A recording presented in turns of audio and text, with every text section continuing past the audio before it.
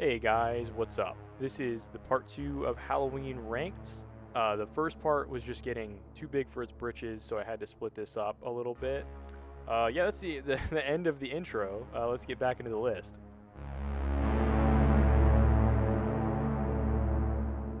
Number 6, Halloween: The Curse of Michael Myers.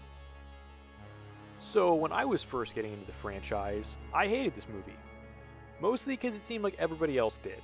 The cult storyline, the incest baby, the explicit explanation of Michael's motive, that all seemed blasphemous back then.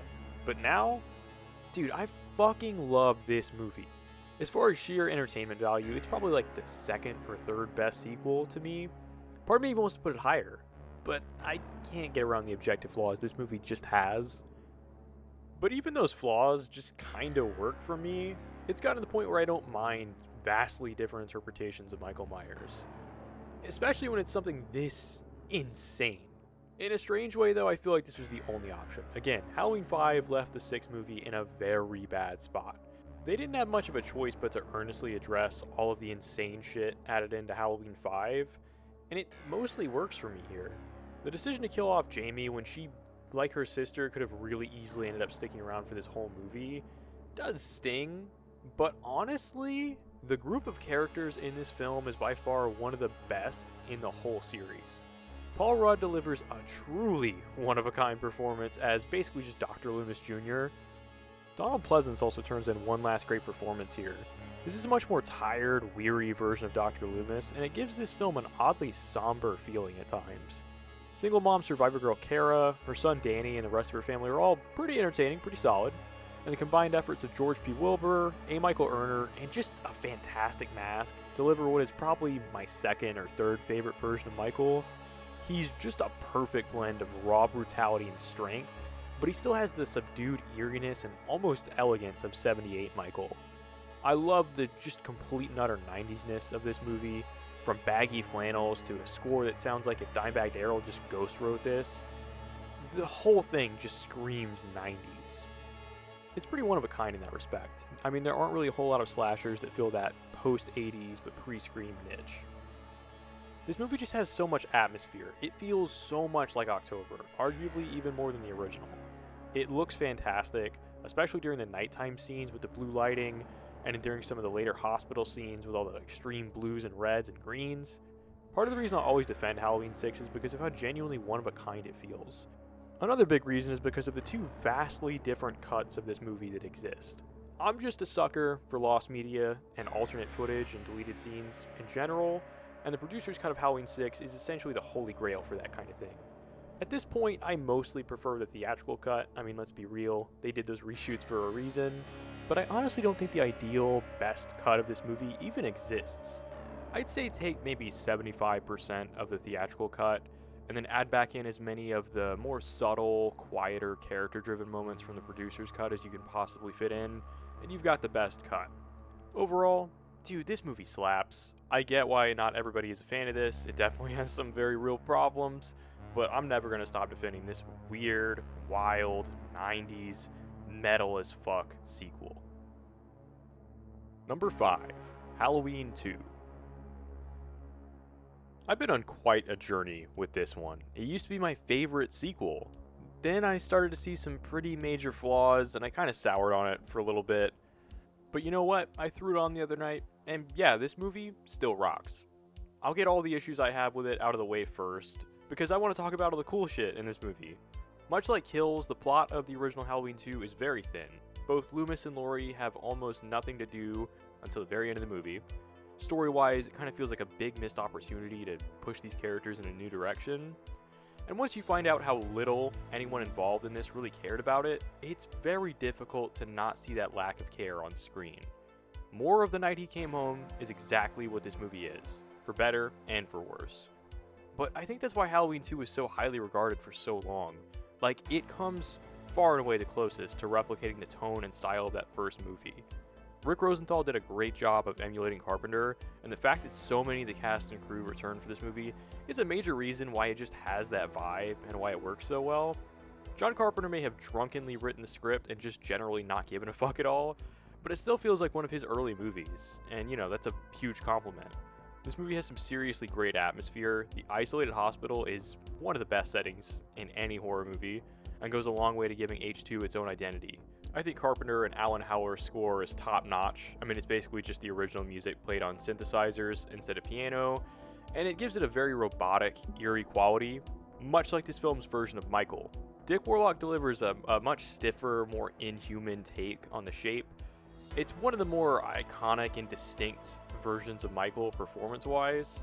The added gore in the wake of Friday the 13th is also a big highlight for me. I know a lot of fans hate that aspect, but it never goes too far into just being like torture porn territory, so it works for me. It just kind of gives this movie a slightly meaner edge.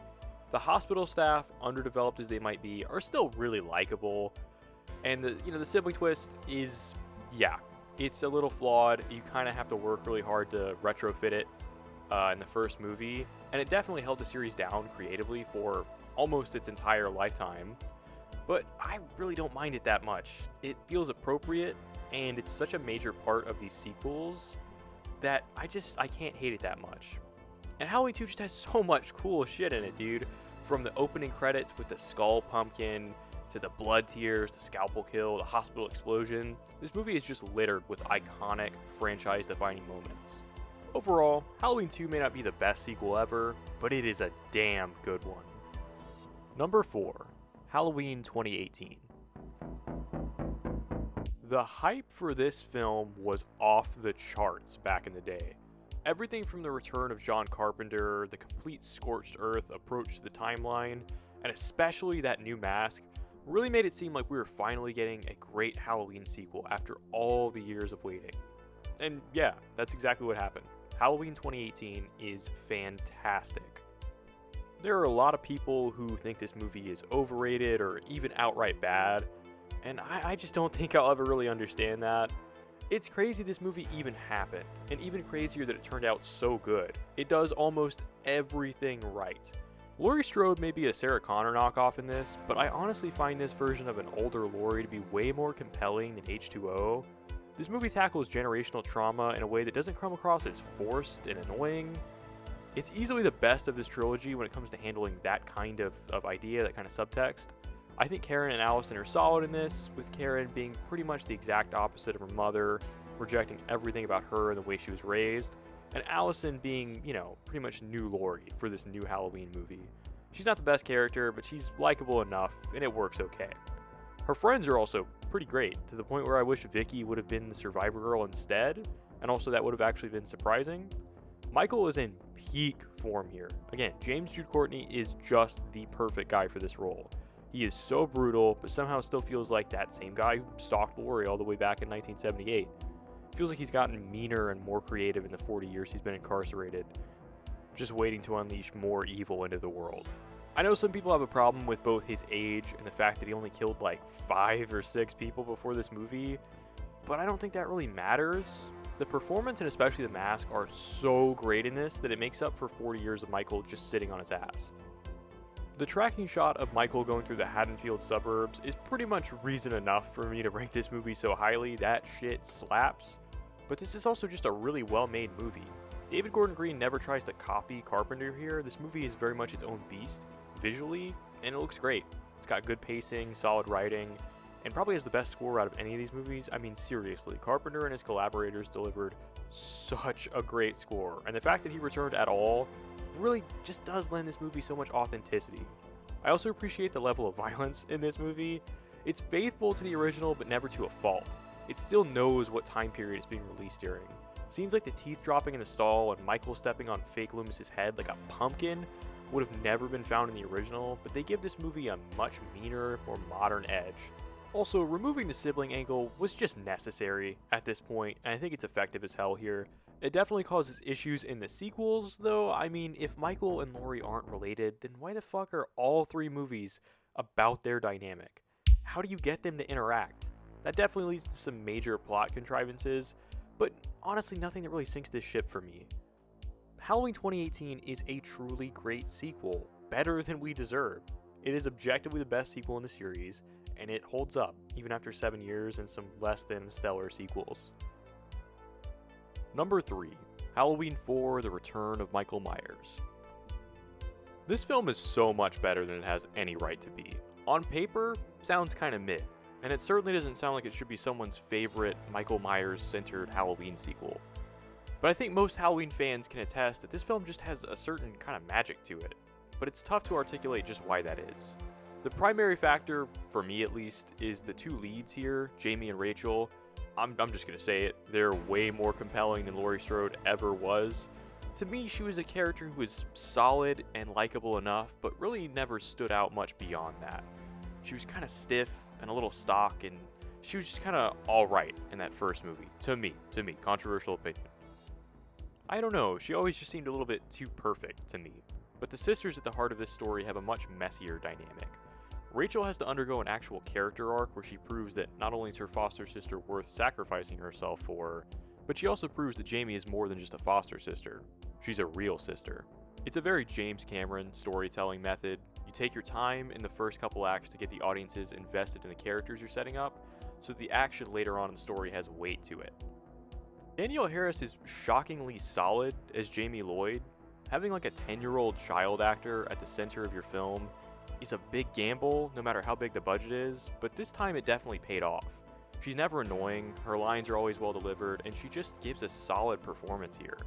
Her presence, along with the slight made-for-TV vibe of this production, gives this sequel a really special, magic kind of feeling. It feels like childhood Halloween, with the kids wearing their costumes to school, and also the fact that there's actual trick-or-treating in this Halloween movie.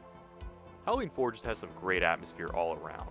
Dr. Loomis is also really great here, even if he should be dead after Halloween 2. He's scarred and slightly crazy, but still feels heroic. And his scene with Michael at the rest stop is a highlight of not just this movie, but the whole series. Sheriff Meeker is also kinda awesome. He actually listens to Loomis and takes appropriate actions. He's just a lot more competent than Brackett ever was. Now, this movie does have one massive problem. Michael Myers is sporting the worst mask in the whole series. I mean, look at it. Holy shit, it's bad. It's definitely a big issue with this movie that you have to overcome, but the overall depiction of the shape in this movie does kind of make up for it. He isn't just killing citizens of Haddonfield here, he's systematically crippling the town's ability to save itself. He's smart and strategic, even if he looks like he just sat on a lubed up bowling pin.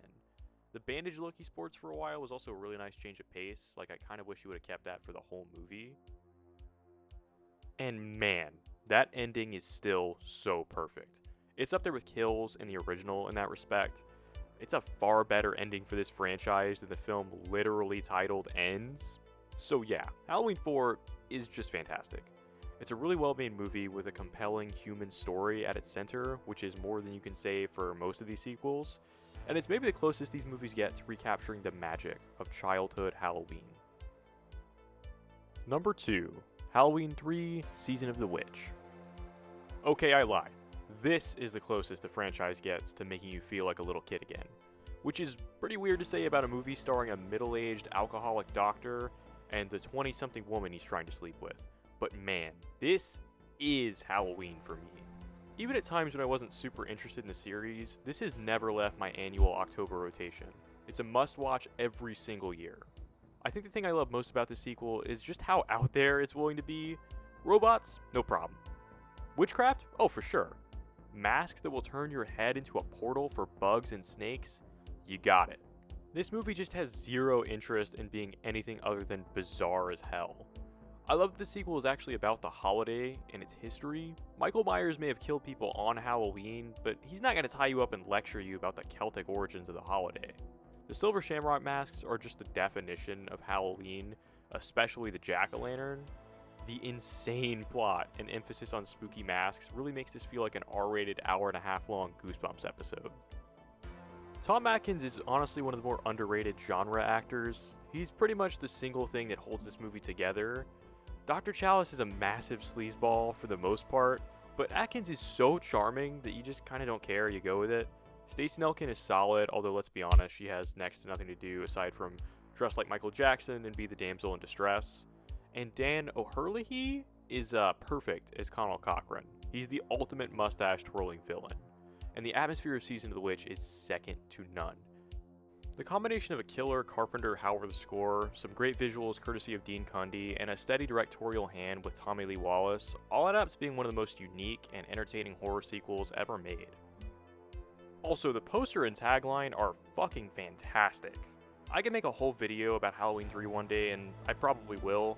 It's just a really special movie for me, and it's definitely the quintessential movie for October and the Halloween season. And number 1, John Carpenter's Halloween. Shocking, I know. I mean, literally everyone who's ever made a video like this has the exact same movie at the number 1 spot, so I mean, it's pretty predictable at this point. But man, Halloween holds up. As a huge fan of John Carpenter, it's kinda easy to take this little movie for granted, but it's still such a masterpiece almost 50 years later. Carpenter, Hill, and their collaborators took the most basic premise imaginable and turned it into one of the most seminal horror classics ever made. It has one of the best openings, and maybe the best ending in horror history. The way this first film handles Michael is just perfection. He's clearly more than just a man, but it isn't until the very end where that fact is just unavoidable for the audience. Dr. Loomis is maybe my favorite horror protagonist ever. He and Michael are definitely the modern day Van Helsing and Dracula. And Donald Pleasance always made the sequels feel grand and operatic, even when they really should have felt like throwaway slasher trash. I think my favorite scene is definitely the blackest eyes speech he gives to Sheriff Brackett in the Myers house. It's just fantastic line delivery. It tells you everything you need to know and absolutely nothing that you don't. And as much as I love some of these sequels, none of them come close to capturing the subtle classiness of this first film.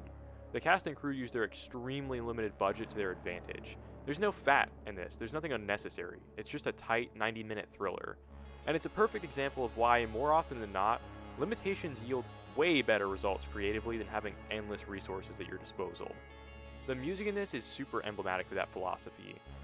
There are really only 4 themes repeated over and over again, all of which are extremely similar to each other as far as composition goes, but the music is probably the single most important element in setting the mood and atmosphere for this. And the ending is just perfect, especially the simple decision to cut back and forth to all the locations seen throughout the film, all set to the iconic score and Michael's heavy breathing. This film feels like an old bedtime story or a poem brought to life. Michael is almost the Krampus of Halloween. He punishes the impure teens, but Laurie is able to escape the same fate because she's virtuous. She honors her responsibilities. The shape disappearing into the night just feels very mythical in a way. He could be anywhere, anytime. And if you're not good, you better lock your doors and say your prayers, because the boogeyman will be back for you next Halloween.